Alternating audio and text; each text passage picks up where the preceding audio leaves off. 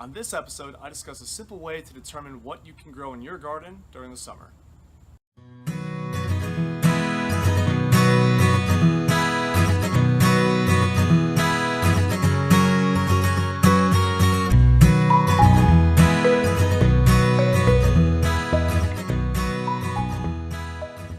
Hi everyone, I'm Brian Trafficanti from GardenMinutes.com, and this is episode 14 of Easy Growing. On today's episode, I'm going to be discussing a simpler way to determine what you can and can't grow in your garden during summer. If you're familiar with the typical way you go about determining what's best in your area, normally you go through something known as growing zones, and then from that determine when your first and last frost dates are, and then also the preferred temperature of the plants you want to grow. It can get a little complicated, and I'm assuming most of you don't want to be horticulturalists or large-scale farmers or things like that. So with the idea of just wanting to have a backyard garden and really kind of simplify the concept down so you don't have to spend a lot of time researching, we're more or less going to just divide up the country into two different classifications to determine what you can and what you can't grow during the summer. So summer, of course, is the hottest season of the year, and we're going to have a variety of temperatures as our maximum highs as you go across the country.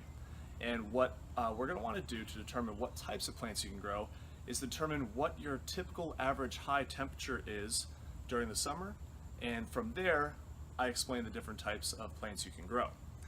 So certain plants like leafy greens don't do well in really high temperatures. So down here in South Florida in the summertime, growing things like spinach, kale, Swiss chard, they really don't do well. They go through a process called bolting, which kind of ruins the flavor of the plant.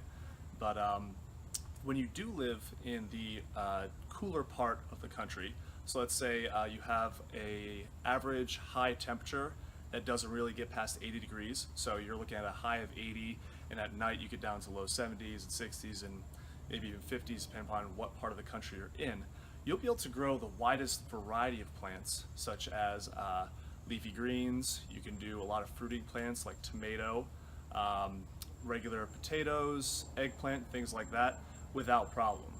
When you go into the other part of the country where we get into temperatures like right now where you're in the high 80s or low 90s, or if you even start getting up into the hundreds if you're in let's see, Arizona or New Mexico or Western Texas, you're going to have a lot harder time growing the leafy plants than you are with the fruiting plants. So if you have a really high during the most of your summer, stick towards a more fruiting style of vegetable to grow in your garden.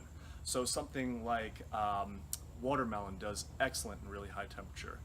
Different heirloom tomatoes, something like peppers will grow well in both areas, but generally you don't want to get too cold for them. So overall, the general idea is that if your temperatures don't get too intense like it does down here in Florida or the Southeast or any kind of southern coastal state, you can grow the widest range because your temperature is a little bit more mild.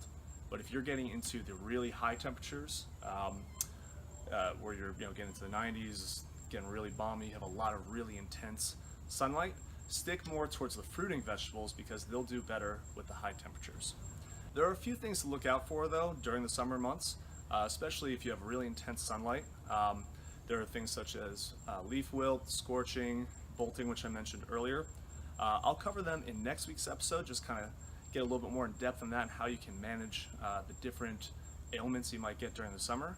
But other than that, the idea, if you're in the more mild states, you can stick to leafy vegetables, fruiting vegetables, stay away from the like melons and things like that. If you're in the hotter part of the climate, stay away from your leafy greens, go to more fruiting vegetables, melons, cantaloupes, and plants like that.